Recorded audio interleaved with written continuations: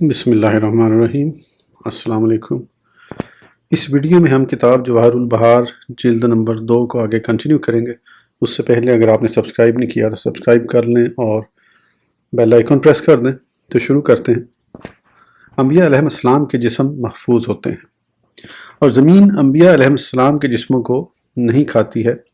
جیسا کہ اس باب میں صحیح حدیث منقول ہے۔ یعنی صحیح حدیث سے ثابت ہے کہ نبی کریم صلی اللہ علیہ وسلم کے خصائص سے یہ بھی ہے کہ زمین آپ کے جسم اطہر کو نہیں کھا سکتی، اور یہ خصوصیت سب انبیاء علیہ السلام میں مشترک ہے۔ اور انہی خصائص سے یہ ہے کہ جان بوجھ کر آپ کی طرف جھوٹ کی نسبت کرنا کبیرہ گناہ ہے، جیسا کہ صحیح حدیث میں مروی ہے۔ چنانچہ سید عالم صلی اللہ علیہ وسلم نے فرمایا، مجھ پر جھوٹ باندھنا کسی دوسرے پر جھوٹ باندھنے کے برابر نہیں ہے۔ امام نووی قدسرہ نے روضہ میں فرمایا کہ صحیح یہ ہے کہ سید عالم صلی اللہ علیہ وسلم پر جھوٹ باندھنا اشد کبیرہ گناہ تو ہے، مگر ایسا کرنے والا کافر نہیں ہوتا۔ واضح رہے کہ سید عالم صلی اللہ علیہ وسلم کے خصائص صرف یہی نہیں جو ذکر کیے گئے، بلکہ یہ ان میں سے چند ہیں، جن میں سے کچھ تو مصنف قدسرہ نے اور کچھ میں نے ذکر کیے ہیں، اور ان میں سے چند مشہور یہ ہیں۔ چنانچہ انہی خصائص سے یہ ہے کہ بسا اوقات خالص پاکیزہ پانی آپ کی مقدس انگلیوں سے چشمے کی طرح پھوٹ پڑا، اور انہی خصائص سے یہ ہے کہ جو امام ابن القاص قدسرہ نے فرمایا کہ سید عالم صلی اللہ علیہ وسلم کے لیے کسی کو امان دینے کے بعد کسی بھی مصلحت کے تحت پھر اس مستامن کا قتل کرنا جائز تھا، مگر اس قول میں علامہ ابن القاص قدسرہ نے غلطی کھائی ہے۔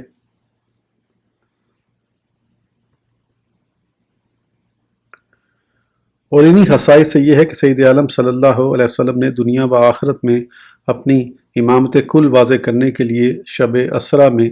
سب انبیاء کرام علیہ السلام کی امامت فرمائی۔ اور انہی خصائص سے یہ ہے کہ سید عالم کی مقدس بغلیں سفید سفید تھیں، یعنی بال نہ ہونے کی وجہ سے آئینے کی طرح شفاف تھیں، جبکہ آپ کے سوا کسی دوسرے شخص میں یہ وصف نہیں پایا جاتا، اس لیے کہ ایک تو ہر ایک کی بغلوں میں بال بھی ہوتے ہیں اور بال سیاہ ہوتے ہیں،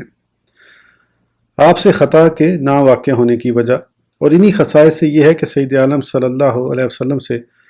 وقوع خطا ناممکن ہے، اس لیے کہ آپ کے بعد اور کوئی نیا نبی تو آ نہیں سکتا جو آپ کی خطا کا تدارک کر سکے، بخلاف دوسرے انبیاء علیہ السلام کے کہ ان کی خطا کا ازالہ دوسرے بعد والے انبیاء علیہ السلام کر دیا کرتے تھے۔ اور انہی خصائص سے یہ ہے کہ بعد از وصال آپ کو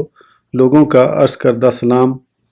پہنچتا ہے، اور نیز انہی خصائص سے یہ ہے کہ آپ قیامت کے دن دوسرے انبیاء علیہ السلام کی تبلیغ رسالت کی گواہی دیں گے۔ دھوپ یا چاندنی میں آپ کا سایہ نہ تھا، اور انہی خصائص سے یہ ہے کہ آپ جب دھوپ یا چاندنی میں چلا کرتے تو آپ کے جسم اطہر کا سایہ نہ پڑتا تھا۔ اس پر آپ کا اللہ جل مجدہ سے کیا ہوا یہ سوال شاہد ہے کہ آپ نے اللہ جل وعلا سے یہ مانگا تھا کہ وہ آپ کے تمام اعضاء و اطراف کو نور بنا دے، اور آخر میں اپنی دعا کا اختتام ان الفاظ میں فرمایا، اور مجھے بھی نور بنا دے۔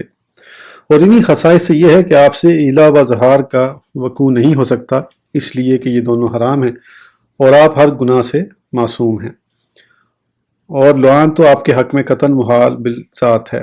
اور انہی خصائص سے یہ ہے جو امام فخر الدین رازی رضی اللہ عنہ نے نقل فرمایا کہ سید عالم صلی اللہ علیہ وسلم کے جسم اقدس پر مکھی نہیں بیٹھتی تھی، اور نہ ہی مچھر آپ کے خون مبارک کو چوس سکتا تھا۔ اور سید عالم صلی اللہ علیہ وسلم کے خصائص کو بیان کرنا مستحب ہے۔ امام نووی قدسرہ نے روضہ میں نقل فرمایا کہ آپ کے خصائص کے بیان کرنے کو اگر واجب کہہ دیا جائے تو کوئی حرج نہیں، تاکہ کوئی جاہل صحیح حدیث میں مروی آپ کے خصائص دیکھ کر کہیں ان پر عمل کرنا شروع نہ کر دے۔ لہذا خصائص النبی صلی اللہ علیہ وسلم کا بیان برائے انتباہ واجب ہے، اور اس سے بڑھ کر اور کیا فائدہ ہو سکتا ہے۔ اور اسی سے ان لوگوں کی آراء بھی باطل ہو جاتی ہیں جن کے نزدیک آپ کے خصائص پر گفتگو کرنے کی ممانعت ہے، اور ایسے حضرات وجہ اس کی یہ بیان کرتے ہیں کہ یہ یعنی خصائص کا ایک ایسا معاملہ تھا جو اب ختم ہو چکا ہے، لہٰذا ان میں گفتگو کرنا لا حاصل ہے۔ شیخ جلال الدین السیوطی رضی اللہ عنہ کے فرمودات گرامی، شیخ الاسلام امام سیوطی قدس سرہ المتوفی 911 ہجری کے فرمودہ ارشادات سے ان کی کتاب خصائص کبریٰ ہے، جس میں انہوں نے نبی کریم صلی اللہ علیہ وسلم کے بے شمار معجزات و دلائل، اخلاق و فضائل اور آپ کے احوال شریفہ سے متعلق امور ذکر فرمائے ہیں، اور اس کتاب کے خاتمے میں نبی کریم صلی اللہ علیہ وسلم کے وہ خصائص ذکر فرمائے ہیں جن کی وجہ سے اللہ جل مجدہ نے آپ کو تمام انبیاء کرام علیہ السلام پر برتری و فوقیت عطا فرمائی ہے، اور وہ خصائص آپ سے پہلے کسی بھی نبی کو میسر نہیں ہوئے۔ خصائص کبریٰ اپنے فن کی بے نظیر کتاب، اور یہ خصائص کبریٰ ہی وہ کتاب ہے جو اپنے فن میں ایک جامع اور نافع تالیف شمار کی گئی ہے، اور نہ ہی اپنے فن میں اس کی کوئی نظیر ہے، اس لیے کہ میں نے یعنی علامہ نبھانی قدس سرہ آج تک ایسی کوئی کتاب نہیں دیکھی کہ جس نے اس کی طرح سید عالم صلی اللہ علیہ وسلم کے خصائص کو اکٹھا کیا ہو۔ اب میں شیخ قدس سرہ ہی کے الفاظ میں ان خصائص کو بیان کرتا ہوں۔ امام سیوطی قدس سرہ نے فرمایا، امام ابو سعید نیشا پوری قدس سرہ نے شرف المصطفیٰ میں ذکر فرمایا کہ نبی کریم صلی اللہ علیہ وسلم کے وہ فضائل جن کی بنا پر آپ کو تمام انبیاء علیہ السلام پر فوقیت حاصل ہے، کل 60 باتیں ہیں۔ امام سیوطی قدس سرہ نے فرمایا، میں کہتا ہوں مجھے کسی ایسے شخص کی اطلاع نہیں ہوئی کہ جس نے ان کو شمار کیا ہو، البتہ مجھے آثار و احادیث کے تتبع سے نہ صرف مذکورہ تعداد بلکہ اس سے بھی 3 گنا زائد تعداد ملی ہے۔ پھر میں نے ان خصائص سے 4 قسمیں سمجھی ہیں: سید عالم صلی اللہ علیہ وسلم کے خصائص دنیاوی، سید عالم صلی اللہ علیہ وسلم کے خصائص اخروی، سید عالم صلی اللہ علیہ وسلم کی امت کے خصائص دنیاوی، سید عالم صلی اللہ علیہ وسلم کی امت کے خصائص اخروی۔ اب میں ان سب کو تفصیلاً متعدد ابواب میں ذکر کرتا ہوں۔ تخلیق کے لحاظ سے آپ سب سے پہلے نبی ہیں، انہی خصائص سے یہ ہے کہ سید عالم صلی اللہ علیہ وسلم سب سے پہلے نبی ہیں، حتیٰ کہ آپ اس وقت بھی نبی تھے جبکہ حضرت آدم علیہ السلام ابھی تک اپنے خمیر ہی میں تھے۔ انہی خصائص سے یہ ہے کہ جب اللہ جل شانہ نے عالم ارواح میں سب روحوں سے اپنی الوہیت کا عہد و پیمان لیا تو سب سے پہلے اللہ جل مجدہ کی ربوبیت کا اقرار کرنے والی آپ ہی کی روح منور تھی، یعنی الستو بربکم کے جواب میں سب سے پہلے بالا ہاں کہنے والے آپ ہی تھے۔ اور انہی خصائص سے یہ ہے کہ حضرت آدم علیہ السلام اور جملہ کائنات آپ ہی کے طفیل پیدا کی گئی۔ انہی خصائص سے عرش و آسمان، جنت اور سب ملکوت میں آپ کے اسم گرامی کا مکتوب ہونا، اور انہی خصائص سے ملا اعلیٰ فرشتوں میں ہر وقت آپ کے ذکر خیر کا ہوتے رہنا۔ انہی خصائص سے یہ ہے کہ تمام فرشتوں میں اور عہد حضرت آدم علیہ السلام سے لے کر تائیں دم آذان میں آپ کے اسم گرامی کا لیا جاتا۔ انہی خصائص سے یہ ہے کہ حضرت آدم علیہ السلام سمیت تمام انبیاء کرام علیہ السلام سے آپ کا زمانہ پانے کی صورت میں آپ پر ایمان لانے اور آپ کی مدد کرنے کا عہد و پیمان لیا جانا۔ انہی خصائص سے کتب سابقہ میں آپ کی آمد کی بشارت کا ہونا، نیز کتب سابقہ میں آپ کی اور آپ کے تمام صحابہ اور آپ کی امت کی توصیف و ستائش کا بیان ہونا۔ انہی خصائص سے یہ ہے کہ شیطان آپ کی ولادت کی وجہ سے آسمانوں پر جانے سے روک دیا گیا۔ انہی خصائص سے ایک قول کے مطابق آپ کے سینہ اقدس کا شق ہونا۔ انہی خصائص سے یہ ہے کہ آپ کی پشت اقدس پر دل کے مقابل جہاں سے شیطان گھستا ہے مہر نبوت ثبت کی گئی۔ انہی خصائص سے آپ کے لیے 1000 اسماء کا ہونا اور آپ کے اسم گرامی کا اسم الہی سے مشتق ہونا۔ انہی خصائص سے یہ ہے کہ تقریباً 70 اسماء الہیہ پر آپ کے اسم گرامی رکھے گئے۔ انہی خصائص سے یہ کہ دوران سفر فرشتوں کا آپ کو سایہ کرنا۔ انہی خصائص سے یہ کہ سب سے بڑھ کر آپ کا عقل مند ہونا۔ انہی خصائص سے یہ کہ آپ کو حسن کے تمام لوازمات عطا فرمائے گئے، حتیٰ کہ حسن یوسفی بھی آپ ہی کے حسن کا کچھ حصہ ہے۔ انہی خصائص سے یہ ہے جیسا کہ امام بیہقی قدس سرہ نے ذکر فرمایا کہ ابتدائے وحی کے وقت حضرت جبرائیل امین کا آپ کو بھیجنا، اور یہ کہ سید عالم صلی اللہ علیہ وسلم کا حضرت جبرائیل امین کو ان کی اصلی صورت میں ملاحظہ فرمانا۔ انہی خصائص سے یہ کہ جیسا امام ابن سبا قدسرہ نے ذکر فرمایا، سید عالم صلی اللہ علیہ وسلم کی بعثت کے سبب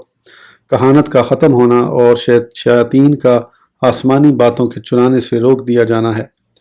اور شیاطین کی ٹوٹے ہوئے ستاروں سے پٹائی کا ہونا ہے۔ سید عالم صلی اللہ علیہ وسلم کے والدین کا آپ کی نبوت پر ایمان لانا،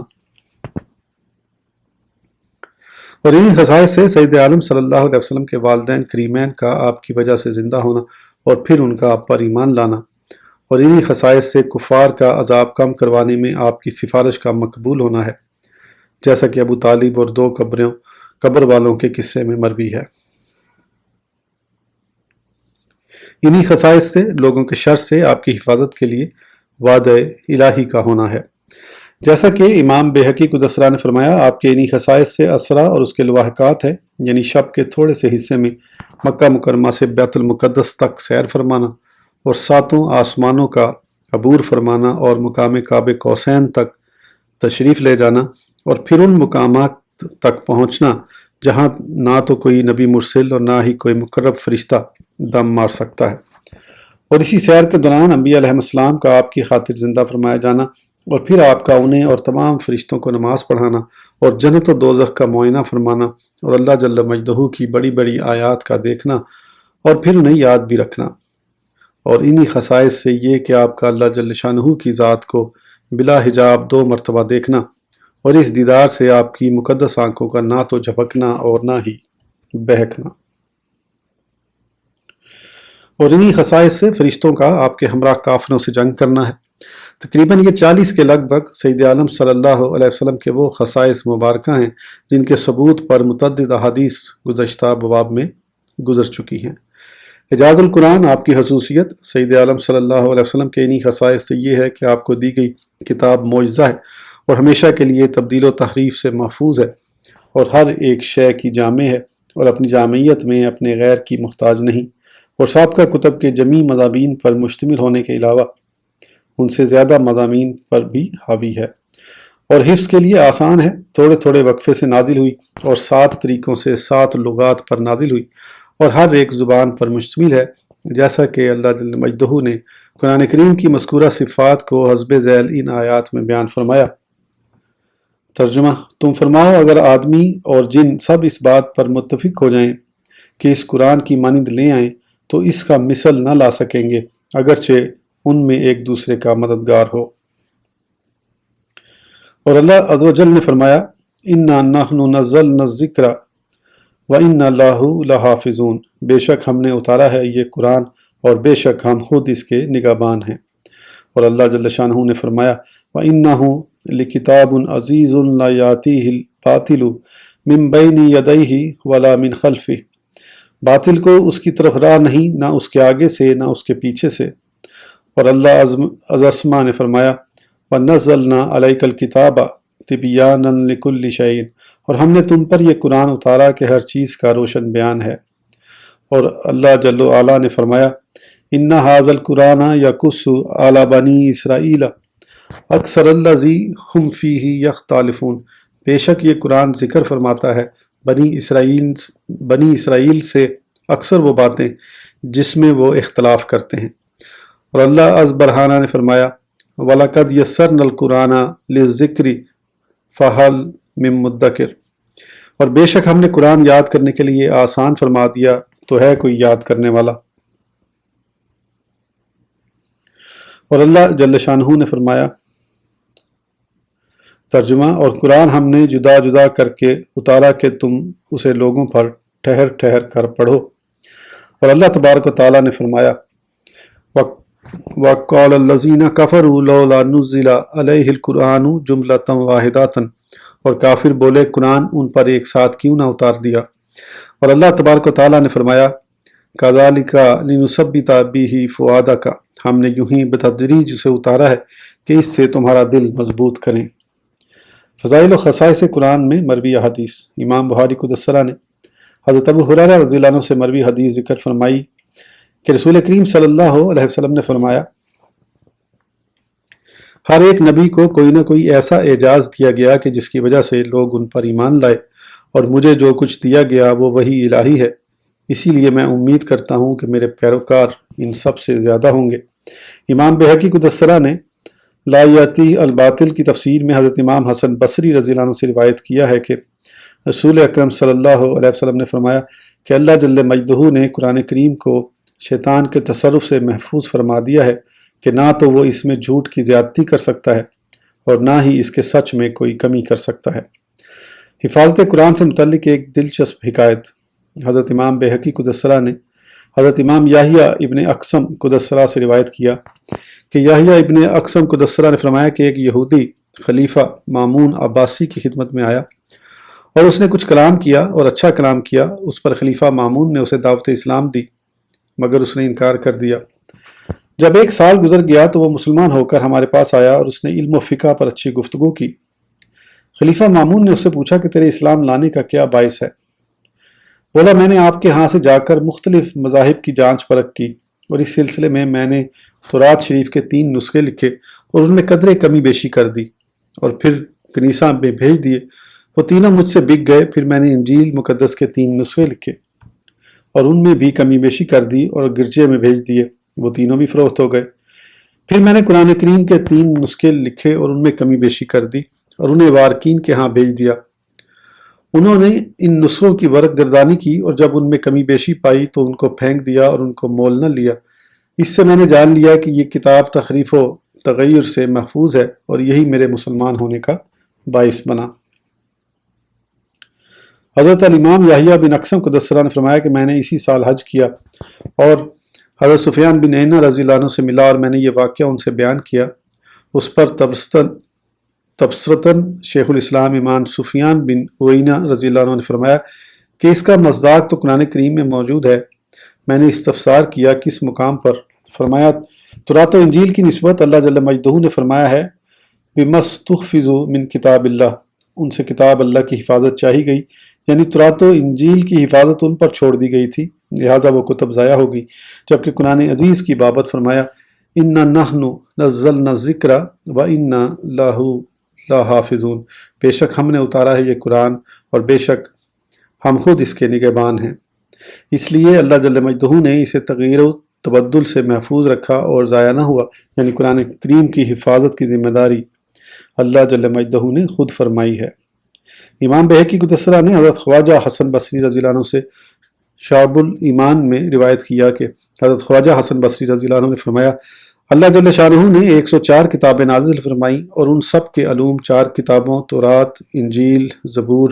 اور قرآن کریم میں رکھے اور پھر تورات و انجیل اور زبور کے تمام علوم قرآن کریم میں رکھے۔ امام سعید بن منصور قدس سرہ نے حضرت سیدنا عبداللہ بن مسعود رضی اللہ عنہ سے روایت کیا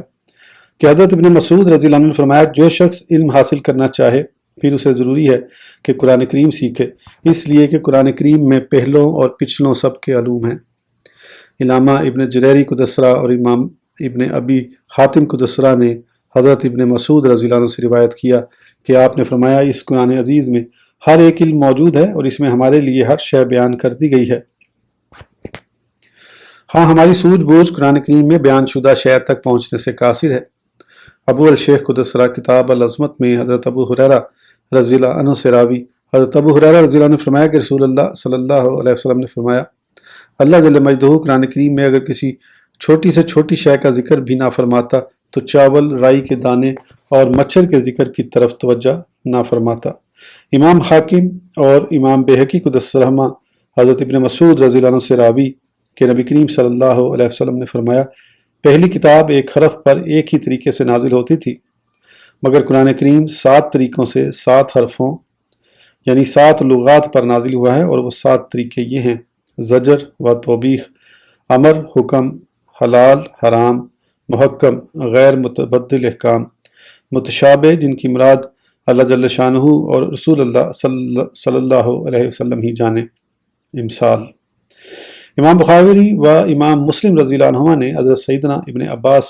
رضی اللہ عنہما سے روایت فرمایا کہ نبی کریم صلی اللہ علیہ وسلم نے فرمایا حضرت جبرائیل امین علیہ السلام نے اولاً مجھے قرآن کریم صرف ایک حرف پر پڑھایا مگر میں نے اس سے زائد لغات میں پڑھنے کا مطالبہ کیا۔ میرا یہ مطالبہ مسلسل بڑھتا رہا اور وہ بڑھاتے رہے حتیٰ کہ 7 حروف تک پہنچے۔ امام مسلم قدسہ نے حضرت سعید القرا ابی بن کعب رضی اللہ عنہ سے روایت کیا کہ رسول کریم صلی اللہ علیہ وسلم نے فرمایا، اولاً اللہ جل مجدہ نے مجھے ایک لغت میں قرآن کریم پڑھنے کا پیغام ارسال کیا، میں عرض گزار ہوا کہ میری امت پر آسانی فرمائی جائے، پھر مجھے 2 لغتوں میں پڑھنے کا پیغام ملا، میں نے پھر گزارش کی کہ میری امت پر اس سے بھی زیادہ آسانی فرمائی جائے، تو آخر مجھے 7 لغات میں پڑھنے کا پیغام آیا۔ حضرت الامام ابوبکر ابن ابی شیبہ قدسہ نے اپنی مصنف میں اور علامہ ابن جریر قدسہ نے اپنی تفسیر میں حضرت ابو میسرہ رضی اللہ عنہ سے روایت کیا کہ حضرت ابو میسر رضی اللہ عنہ نے فرمایا کہ وہ قرآن کریم ہر ایک زبان میں اترا ہے، اور اسی طرح کی حدیث امام ابن ابی شیبہ قدسہ نے حضرت ضحاک رحمۃ اللہ علیہ سے بھی روایت فرمائی ہے۔ امام ابن منذر قدسہ نے حضرت وہب بن منبع رحمۃ اللہ علیہ سے روایت کی کہ انہوں نے فرمایا، قرآن کریم میں ہر ایک زبان موجود ہے۔ اس پر آپ سے پوچھا گیا کہ رومی زبان قرآن عزیز میں کہاں ہے، تو آپ نے فرمایا، یہ مٹا ہوا ہے ورڈ، قرآن کریم لغت ہے جس کا عربی ترجمہ کت ابنا ہے کہ اخنا ہے، یہ لفظ تھوڑا کت اخنا، انہیں ٹکڑے ٹکڑے بنا دو، تبصرہ رازی۔ حضرت امام فخر الدین رازی قدسہ نے فرمایا، 30 وجہ ہے قرآن کریم کی کہ تمام آسمانی کتابوں پر برتری حاصل ہے جو قرآن کریم کے علاوہ کسی اور کتاب میں مفقود ہے۔ قرآن کریم ایک دائمی معجزہ۔ سید عالم صلی اللہ علیہ وسلم کے خصائص سے یہ بھی ہے کہ قرآن کریم آپ صلی اللہ علیہ وسلم کا وہ معجزہ ہے جو قیامت تک باقی رہنے والا ہے، جبکہ دوسرے انبیاء علیہ السلام کے معجزات اب باقی نہیں ہیں۔ شیخ الاسلام امام عز الدین بن عبدالسلام قدس رحمہ نے ان تمام معجزات کو شمار فرمایا ہے جو اور انبیاء کرام علیہ السلام سے وقوع میں آئے اور اپنے وقت میں ختم ہو گئے۔ یہ بھی آپ صلی اللہ علیہ وسلم کے خصائص سے ہے کہ آپ کے معجزات سب انبیاء کرام علیہ السلام سے بڑھ کر ہیں۔ نبی کریم صلی اللہ علیہ وسلم کے معجزات کی تعداد، سید عالم صلی اللہ علیہ وسلم کے کل معجزات کی تعداد کتنی ہے؟ امام بہقی قدسہ نے 2 قول ذکر فرمائے ہیں۔ ایک قول یہ ہے کہ آپ صلی اللہ علیہ وسلم کے کل معجزات کی تعداد 1000 ہے، اور دوسرے قول پر آپ صلی اللہ علیہ وسلم کے معجزات 3000 تک پہنچتے ہیں۔ علامہ حلیمی قدسہ نے فرمایا کہ سید عالم صلی اللہ علیہ وسلم کے کثیر معجزات ہونے کے باوجود ان میں ایک اشارہ یہ بھی پایا جاتا ہے کہ دوسرے انبیاء علیہ السلام کے معجزے حضور اکرم صلی اللہ علیہ وسلم کے معجزوں جیسے نہیں ہیں، جیسے اختراع اجسام کی اس طرح کا معجزہ دوسروں میں نہیں ہے۔ یہ خصوصیت صرف حضور انور صلی اللہ علیہ وسلم کے معجزات میں ہے۔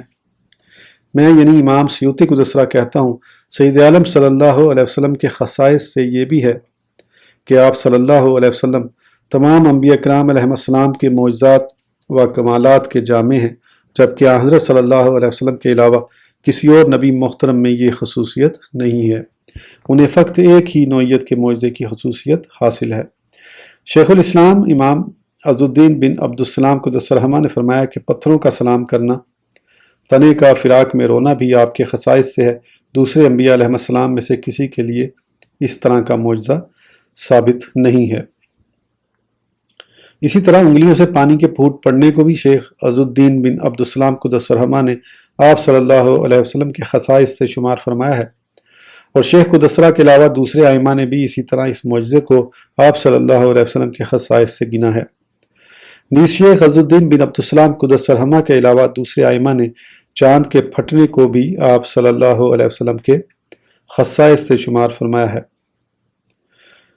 آج کی ویڈیو کے لیے اتنا ہی، پھر انشاءاللہ اگلی ویڈیو میں آگے کنٹینیو کریں گے۔ اس وقت تک کے لیے اجازت دیجیے، سبسکرائب کرنا نہ بھولیں۔ اللہ حافظ۔